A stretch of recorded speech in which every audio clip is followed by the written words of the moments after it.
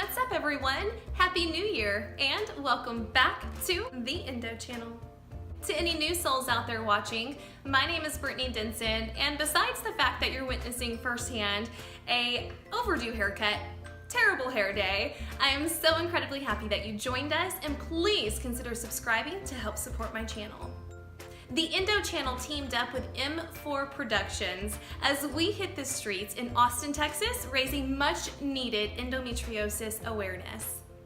Y'all, I am so beyond happy with how our first time went down. I had so many emotions running through me, including being a bit nervous. So of course I looked back afterwards thinking, oh, I wish I would have said this or I would have added this, but it was my first go at it, and I'm looking forward to our next outing. I have some new ideas to implement. I do, however, want to know what you guys think, so please leave a comment below and let me know your thoughts. I've been battling endo for 18 years and counting, and it absolutely blows my mind when I look back on the beginning of my journey. The lack of knowledge I had, the lack of knowledge the doctors I visited had. For so many years, I had no idea there were options, surgical options to remove endo.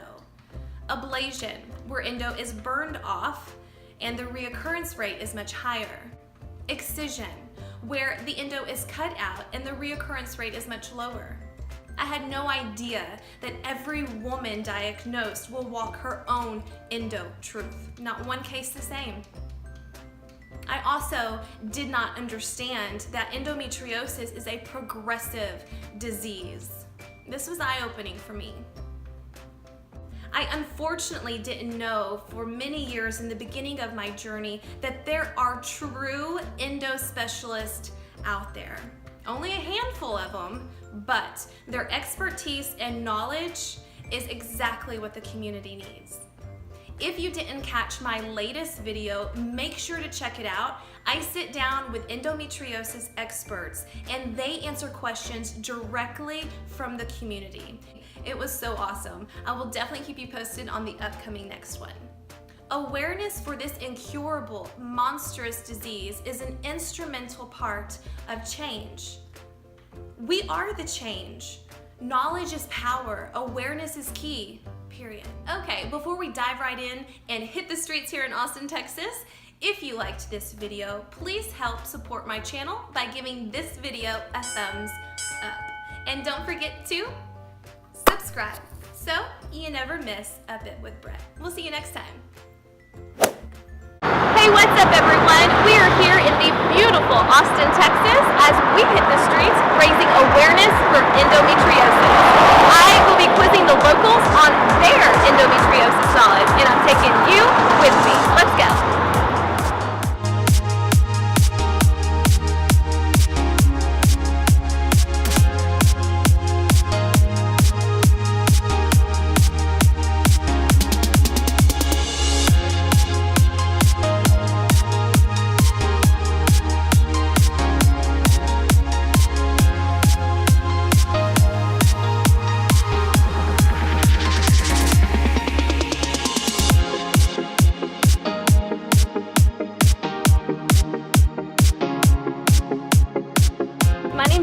It's so nice to meet you. I'm so excited that you decided to come on my channel, the Endo Channel, to raise awareness for endometriosis. Have you ladies ever heard of endometriosis? No. I've heard of it, but I don't know anything about it. Okay. Have you ever heard of this disease? You've heard of it. Okay. What about you? No? That it was a cell growth inside the uterine lining or something. I think I've heard the term before, but I have no clue what it is. You've never heard it, or you have heard it, but you don't know what it is? I have no clue what it is. Okay. Well, I do want to shed some light on the disease itself because I'm sure that you have some women in your life that are special to you. Endometriosis affects 1 in 10 women in the U.S., 176 million women worldwide. There is no cure, lack of research. It's where tissue in the uterus is supposed to stay and grow, but it grows outside of the uterus. It can connect and attach itself to anywhere in the body, sometimes attaching organs together, causing excruciating, debilitating pain. Actually, endometriosis is one of the leading causes of infertility, and a lot of women that don't know, one, they have endometriosis, and then they can't conceive, that could be the culprit itself, right? Yeah, it takes about 10 years to get diagnosed. If you have children, if your little girls, when they grow up, if their cycle brings them to their knees, it's not normal. Every case is different, so it's really hard for researchers to really pinpoint what to do, just because they can't, they don't know where it's going to attach itself. It can attach organs together. I've lost my left ovary due to it. Recently I had a surgery, they removed it from my rib cage. I mean, it's pretty serious. If you know 10 women, 1 in 10 are probably suffering in silence or don't even know that they have it and deal with this pain by themselves. How do you get tested for it?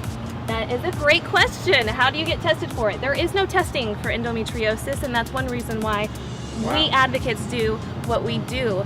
You can go in and you can have testing for all of your pain that you're having, ultrasounds, MRIs, CAT scans. It doesn't show up. I don't know, maybe through a pap smear and recognizing some of that tissue that's not where it's supposed to be, but That's a great answer. Great, and I wish that was true and it was that simple, but unfortunately to get diagnosed you have to go under the knife. So that's another reason. So what you have to do is you have to build a relationship with your doctor. You have to explain to them, I'm showing signs and symptoms of endometriosis. I do have a question though. I kind of want to quiz y'all, if that's cool. Sure. Okay, so what do you think is, or how long do you think it takes to get diagnosed with endometriosis? I would guess a long time if you're just suffering from like pain that you don't really know what the cause is. That's a great answer. What about you? A year or more. Yes, or more. Yes, or more got the win. It's actually 10 years on average. 10 years.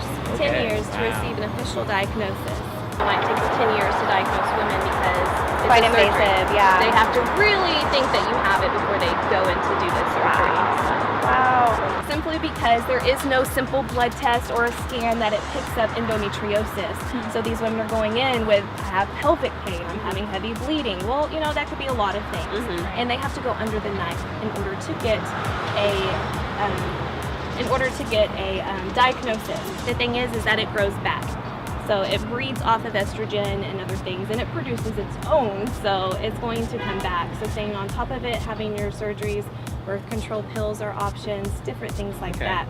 But every case is different for every woman, so not every treatment works for that person. Exactly. So that's why knowledge is power, and women need to educate them on their bodies. There is research going on with endo, but we as advocates have to do our part as well. Like I mentioned earlier, I do have a little girl, and I do what I do so that way she doesn't have to suffer like I have for so many years in silence. So I do what I do. Thank you. Of course. Yeah. Endo truth. Yes. Like that.